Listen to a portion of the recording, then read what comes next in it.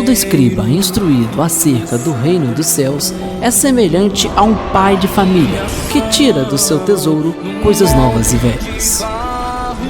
Uma nova jornada pelo conhecimento das Escrituras está prestes a começar. Com a apresentação de Felipe Victório e comentário pastor, professor e doutor Ilmar Sattler, está entrando no ar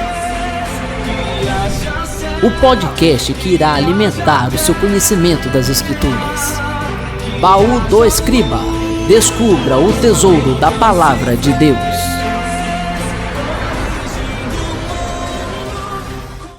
Shalom, shalom, meus amados. Estamos com mais um episódio do Baú do Escriba Podcast, trazendo para vocês aqui estudos aprofundados das Escrituras Sagradas. Nós estamos aqui com a nossa aula de hoje. Nosso pastor Ilmar já está ao vivo aqui com a gente aqui.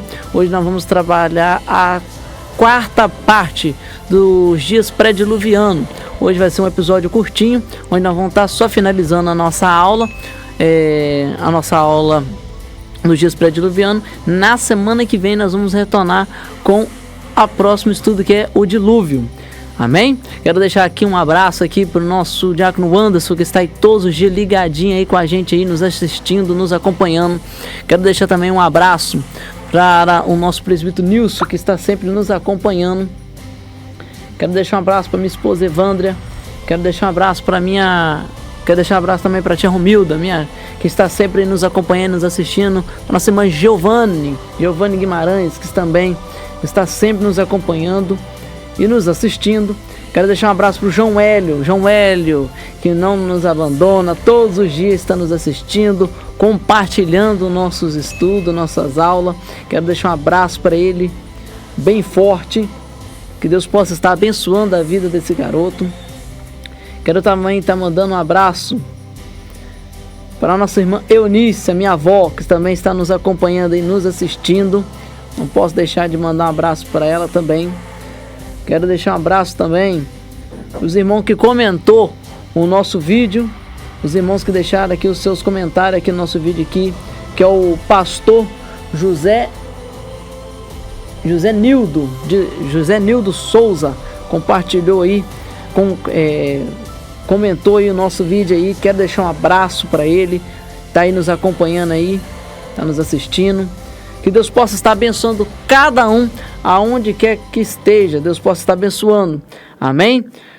Vamos então para a nossa aula. Vamos deixar aqui uma oração antes da gente começar. Vamos orar ao Senhor aqui para que Deus possa estar nos abençoando e nos abrir entendimento. Soberano Deus eterno e único Pai, venha Deus nesse momento, ó Pai, clamar a Ti, ó Deus, te agradecer, ó Pai, por mais um dia, por mais uma manhã, Pai amado, por mais um estudo, que o Senhor possa estar, ó Pai, abençoando cada ouvinte, cada telespectador, aonde, ó Pai, ele se encontra nesse momento, que o Senhor possa, ó Pai, ir de encontro a eles e abençoando. Abre-nos, ó Pai, o entendimento para que possamos ouvir, ó Pai, a Tua palavra e entender, Deus amado, Deus Cristo, que possamos estar com o nosso coração apto, ó Pai, para conhecer, ó Pai, das Suas Escrituras. Venha, Deus, abençoando o pastor Imar, ó Pai, onde o Senhor capacitou para nos ensinar, em nome de Jesus, amém, e graças a Deus. Meus amados, fiquem com a gente. Nosso pastor Imar vai estar dando aí o nosso estudo aí sobre os dias pré-diluvianos. Vamos estar finalizando aí a parte 4 aí. Essa aula foi bem grande, foi dividida em 4 partes, mas graças a Deus, Deus nos ensinou bastante, nosso pastor, e Deus capacitou nosso pastor, nos ensinou bastante, nos explicou bem explicado. Todo mundo aí gostou da aula aí, tivemos aí bastante feedbacks positivos aí. Que Deus possa estar abençoando cada um. Amém? Semana que vem nós vamos estar de volta também aí com a aula sobre o dilúvio. Nós já vamos abordar o dilúvio, amém? Vamos lá para a nossa aula lá. Vem com a gente! Não se esqueça, já estava esquecendo aqui. Curte, comenta e compartilha. Aqui embaixo aqui tem a caixinha escrita inscreva-se. Você vai clicar nela para você estar se inscrevendo no canal, para você poder não perder nenhum episódio. E você do lado tem um joinha, você clica naquele joinha para você estar apoiando o canal, está nos ajudando. E ativa o sininho para você não perder as notificações. Amém? Que Deus possa estar abençoando a cada um. Vamos então para a nossa aula aí. Nosso pastor Imar já está aqui ao vivo com a gente. Vamos lá! Shalom, meus queridos e amados irmãos, da graça e a paz do Senhor. Aqui, pastor Ilmar Sattler César, pela ADEF de Caldas da Rainha, Assembleia de Deus Fogo para a Europa, pelo Centro de Excelência de Educação Cristã, CEEC, e também pelo nosso Seminário Bereshit, Faculdade Bereshit, Centro de Cultura Bíblica Bereshit. 30 anos ensinando e divulgando a Palavra de Deus. Falamos aqui da Europa, de Portugal, Leiria e a cidade de Caldas da Rainha, ministrando as aulas de especialização bíblica ou pós-graduação bíblica, Pentateuco, área de Gênesis, a matéria os dias pré-diluvianos. Na aula passada mostramos como as coisas alteraram, né, com a dor celestial. O filtro solar antes do dilúvio era H2O, depois do dilúvio ficou O3, que é o ozônio. Falamos também da pressão, que era muito maior antes do que hoje, né? Tinha muito mais oxigênio naquele tempo do que hoje. Hoje veremos sobre mais alguma coisa sobre a temperatura no planeta e ainda outros detalhes mais. A temperatura no planeta, como não havia variação, não havia vento e clima. O que é clima? Clima é o tempo observado durante 30 anos, para você ter um clima. Tem os fatores que alteram o clima. O que é? Latitude, altitude, altura, onde fica o país, o lugar, de acordo com no globo terrestre. Quanto mais perto da linha do Equador é mais quente, quanto mais longe vai esfriando. Você tem que olhar a influência do mar na terra, da terra no mar, né, o vento para lá e para cá, a brisa. Você tem que olhar as massas de ar, se é quente, se é fria. Você tem que olhar as correntes marinhas, que são os rios dentro d'água. O relevo altera o clima. A vegetação, a urbanização, que faz as ilhas de calor, né? Muita urbanização, pouca área de solo natural, impermeabiliza tudo. Fica tudo cimentado ou calçado, a água não tem para onde escorrer, não penetra na terra. Mas os elementos do clima são temperatura, umidade e pressão. Pressão é o tanto da atmosfera pressionando a terra. Umidade é o tanto de ar, né, de água no ar. E a temperatura é essa variante. Então, naquele tempo não havia variante de temperatura. Nos dias pré-diluvianos, a terra rodava no zero, ela não rodava inclinada. O eixo da terra rodava no zero ou próximo de zero. Então, nós não tínhamos a diferença de dias e noite. Sempre era dia e noite iguais. Não havia estações no ano. Porque não havia o quê? Não tinha essa mudança de estação, não tinha essa variação da inclinação. O que dá a inclinação da Terra, 23 graus, o eixo de inclinação, é que faz o Sol bater diferente, criando inverno e verão, outono e primavera. Se o Sol refletia de maneira certa, na esfera certa, que a Terra antes do dilúvio era um círculo redondinho. A Terra depois do dilúvio, ela é oval, já mudou. Tem calota polar norte e calota polar sul, Ártico e Antártico, que a água do dilúvio foi para lá, e ela mudou, inclinou. Uma tsunami muda o eixo de inclinação da Terra. O que é a tsunami? É um terremoto dentro do mar, como aquela que teve na Indonésia, que matou milhões de pessoas, desapareceu, ninguém nem sabe onde está. Sumiu. A ondas elevadíssimas, é um maremoto, um terremoto super violento dentro da água. Isso tudo altera o eixo de rotação da Terra, né? E isso aí veio alterando, então nós não tínhamos nada do que tem aí. Hoje nós temos temperaturas descontroladas, amanhece muito chuvoso, daqui a pouquinho está um sol escaldante. Você vai no deserto, é tudo muito quente, você vai em determinados lugares. A linha do Equador hoje pega fogo, né? Região muito quente, muito úmida, muita floresta. Você vai acabar nos trópicos, a região que não é mais tão quente, é mais temperada. Quanto mais desce, mais vai esfriando, chega a congelar nos polos. Isso tudo é variação da geografia pós-diluviana. A geografia antediluviana é a Pangeia, é o Pantalassa, é um mar só. Você vê que os animais vieram para a arca de tudo quanto é lugar.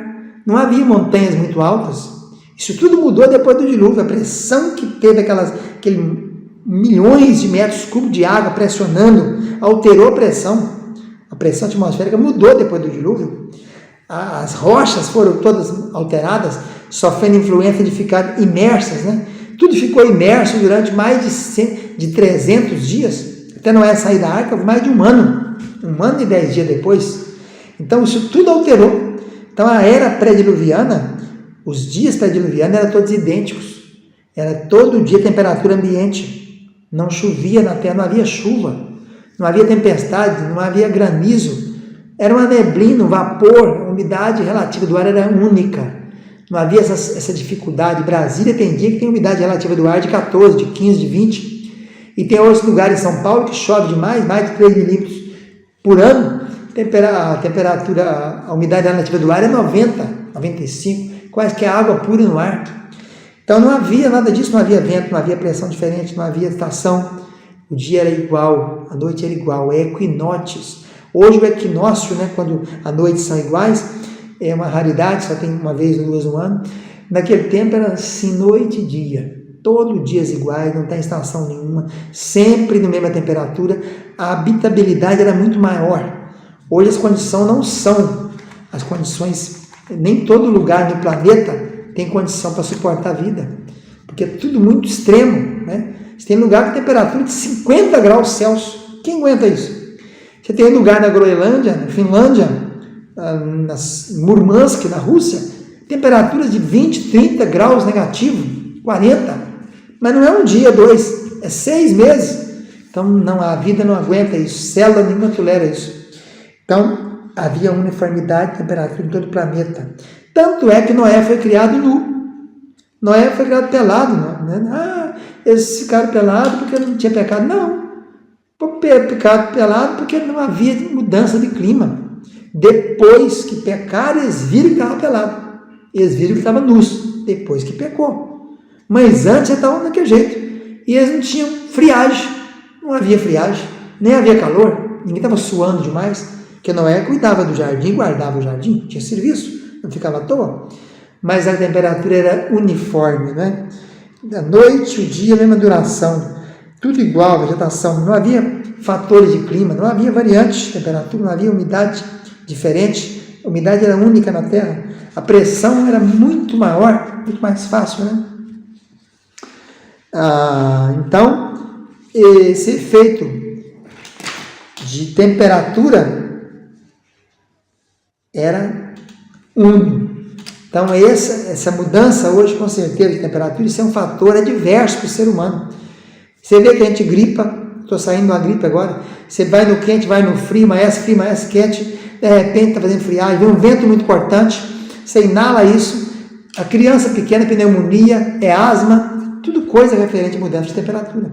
Isso não existia nos dias pré-diluvianos. Estamos ministrando hoje a última aula do curso de especialização bíblica na área de Pentateuco, Gênesis, a matéria é a era pré-diluviana. Meus queridos, nós vimos tanta coisa nesse curso aqui, tantas coisas super importantes, estamos chegando ao final, depois de ver aí tantos detalhes, né? Essa última aula vamos tratar aqui, falamos do efeito estufa expandido, falamos das temperaturas, hoje vamos falar do ciclo da água naquele tempo, da grande Pangeia, que a Terra era uma só, e o Pantalassa era um oceano só, não era 5 oceanos. As altitudes eram menores, havia muito menos altura, não tinha montes tão altos como o Everest, né? Falaremos também de outras mudanças, como o campo eletromagnético da Terra, já falamos da inclinação do eixo da Terra, né? E a concentração de gás na atmosférica, e vamos terminar falando da composição básica da vida naqueles dias. Começando pelo ciclo hidrológico, né? Meus queridos, a Terra era uma só, havia Pangeia, né? Não havia esses continentes separados, os continentes eram todos juntos, unidos. Por isso que animais do mundo inteiro foram parar lá na região de Noé, porque não havia grandes obstáculos para atravessar, nem tanto. O mar era um só, Pantalassa, era o grande oceano. Não havia Oceano Pacífico, Índico, Atlântico, etc. E o continente um só, o mar um só. Então, o ciclo da água não havia cheias, não havia enchente, não havia tempestade, não havia vento, tudo era diferente. O sol projetava um terço dos raios que voltava, outro 2 terços chegava na Terra, depois ficava retido um pouco e projetava o resto por efeito estufa, que era muito mais ampliado do que o de hoje, né? O efeito estufa que mantém a vida aí numa temperatura ambiente, né? Se não for ter efeito estufa, nós não tínhamos vida na Terra. E as altitudes eram todas menores. A gente sabe que o que mais nós temos aí é oxigênio, silício, alumínio, composição da Terra. A Terra tem oxigênio, silício, alumínio, ferro, cálcio, sódio, potássio e magnésio. São os elementos principais que nós temos aí. E Essas mudanças, desses 118 elementos químicos na tabela periódica, 92 são naturais. Desses 92, os 10 elementos que mais tem no universo é hidrogênio, hélio, 98% dos dois, depois oxigênio, carbono, neon, nitrogênio, magnésio, silício, ferro, enxofre. Mas tudo em condição muito pequenininha, né? O que mais nós temos mesmo é o hidrogênio e o hélio no universo. E na Terra nós temos mais oxigênio, silício, alumínio, ferro, cálcio, sódio, potássio e magnésio. Então, muitas mudanças ocorreram, e uma delas é que antigamente, o homem antes do dilúvio, crê-se que a vida vital, um elemento vital não era o carbono como é hoje depois do dilúvio. Antes o elemento principal era o silício. O silício ele é muito mais durável, né? Hoje nós temos aí o silício como segundo classificado, né? Só temos aí o segundo elemento mais abundante da crosta terrestre. De 78 elementos que tem na Terra, o homem foi formado do pó da Terra, né? Dos 78 elementos que temos na Terra, os principais é o que eu falei aí: oxigênio, silício, alumínio, ferro, os grandes, cálcio, sódio e potássio e magnésio. Os outros são tudo 1% e menos de 1%, e outros 0, tantos por cento. O carbono é o 15º elemento que mais tem. Mesmo assim, é o que domina a vida. Todo o nosso ser humano é formado em cima de cadeia de carbono. O carbono ele é tetravalente, ele faz ligação, 4 ligações, ele tem 4 átomos simultâneos que podem desencadear grandes cadeias ramificadas, mas o oxigênio também tem. Então, o elo vital da vida antes do dilúvio era o silício, não era o oxigênio como é hoje. Depois do dilúvio se tornou o carbono. Primeiro era o silício. Antes do mundo pré-diluviano, ele era o elemento predominante químico, era o silício. O que mais tinha na Terra era silício e não carbono, que está em 15º classificação, né? E nós tínhamos também muito oxigênio naquele tempo, antes do dilúvio, como já vimos aí. Até mencionamos aqui, são as câmaras hiperbáricas, que é onde tem concentração altíssima de oxigênio e pressão muitas vezes maior do que a pressão normal nossa aqui, que é 760 milímetros de mercúrio no nível do mar. Quanto mais sobe, menos pressão. Mas naqueles dias pré-diluvianos, nós recapitulando, vamos vendo que o silício é que dominava a vida. Então, a maioria das cadeias que se tinha na formação da vida era silício. Depois do dilúvio, passou para carbono. E o carbono ele é muito mais frágil, né? Ele é muito mais... apesar de ser apenas 0,03 que tem de carbono na Terra, ele é o 15º elemento na classificação do que tem na Terra, né? Primeiro oxigênio, depois silício, depois alumínio, depois ferro, depois cálcio, depois sódio, potássio, magnésio e depois muitos até chegar a 78. Tem um físico que achou 78 elementos químicos na Terra. A tabela periódica tem 92 elementos naturais, então você vê quase que achou todos, né? 78 para 90 vai dar 12, 13, 14. Faltou 14 para achar todos da tabela periódica, porque os demais da tabela periódica são criados, são sintéticos. Então, meus queridos, outras mudanças que poderíamos citar era o campo eletromagnético da Terra, né? O polo magnético não é igual ao polo geográfico, isso foi alterado depois do dilúvio. Pressão, já falamos que a pressão era completamente diferente. A concentração de gases, nós temos aí, né? Esses gases que dão a cor azulada na Terra aí, argônio, xenônio, criptônio, radônio, hélio, era bem diferente nos dias antediluvianos para depois do dilúvio. E poderíamos citar mais outras coisas, muitas outras coisas, mas vamos parando por aqui. Nessas aulas nós procuramos mostrar isso. Como o homem do dilúvio, depois do dilúvio, foi outro, e como a Terra era outra, a alimentação era outra, as condições climáticas eram outra, as condições do eixo de rotação, da inclinação da Terra era outra. Tudo isso foi mostrado aqui nessas aulas. Aqui falamos no curso de especialização bíblica ou pós-graduação bíblica de Pentateuco, área Gênesis, a matéria os dias pré-diluvianos. E hoje vamos falar sobre o carbono 14. Muito se tem falado sobre carbono 14, né? Que volta e meia aparece alguém dizendo aí, carbono 14 mostrou que acharam um fóssil agora que tem 10 milhões de anos. Acharam ali um fóssil que tem 14 milhões. Então fala assim de milhões de anos, né? Como se fosse ontem, como fosse hoje, né? É tão engraçado, né? Mas eu quero nessa aula aqui mostrar que isso é uma falácia. Essa aula ela é baseada nos escritos do pastor Hélio de Menezes, que é um pastor integralista, reformista, e ele mostrou aqui as seguintes coisas. A falácia em lógica é um argumento que não segue as regras de inferência. Tem na lógica, tem a indução, a dedução, né? Isso, a tese, a hipótese. Então ele mostra aqui que isso é uma falácia, é um raciocínio circular. É uma técnica de raciocínio circular. Você vai falando, se uma coisa é igual a isso, aquilo, você põe algumas premissas, põe umas proposições e tem uma conclusão. Então vamos olhar aqui, por exemplo, um exemplo que ele dá sobre isso aqui. Quando o cientista fica falando de carbono 14, fizeram um exemplo fizeram uma medição de radiação e acharam que o fóssil fulano de tal tem 14 milhões de anos, tem 10 milhões de anos. A gente sabe que a vida na Terra do homem tem apenas 6 mil anos de vida. De Adão para cá tem 6 mil e poucos anos de vida, não tem para onde correr. É Bíblia. Vamos ver um exemplo então. Premissa número 1. Matemática é inútil ao curso de engenharia.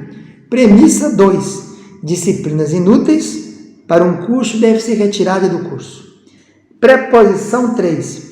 Portanto, matemática deve ser retirada do curso. Se a matemática é inútil, então está no curso, tira do curso. Preposição 4. Tudo que deve ser retirado de um curso é inútil para ele. Então você começa a voltar. Você vem propondo, depois você volta. Conclusão. Está provado que matemática é inútil no curso de engenharia, que é igual à premissa número 1. Então, matemática é inútil, disciplina inútil tem que ser tirada, tira a disciplina, tudo que é retirado é inútil, então matemática é inútil. Isso é uma coisa circular, não é isso? Então, a falácia do carbono 14 é mais ou menos assim. Premissa número 1. Os raios cósmicos, partículas subatômicas que caem na Terra com altíssima energia, golpeiam os átomos de nitrogênio, estáveis e não radioativos, e os converte para átomos de carbono. Está mostrando como cria o carbono. Instáveis e radioativos. Premissa 2. Em seguida, esses átomos de carbono combinam com o oxigênio do ar para formar o dióxido de carbono, instável e radioativo. Premissa 3. As plantas retiram do ar o gás carbono, no caso aqui, né, o dióxido de carbono, CO2, e forma carbono, glicose radioativa. Então, o dióxido de carbono, o carbono forma glicose radioativa. E os animais que comem essas plantas consomem os açúcares e assim levam o carbono radioativo para os seus corpos. Premissa 4. Enquanto os animais estão vivos, o teor de carbono nos seus corpos está em equilíbrio dinâmico com o teor de carbono na atmosfera. Está pensando e calculando. Premissa 5. O nível de carbono na atmosfera alcançou seu estado de equilíbrio muito antes do aparecimento da vida sobre a Terra. E é constantemente o valor XXX, que sempre foi o mesmo. Desde agora e para sempre. Quer dizer, aqui já é um problema.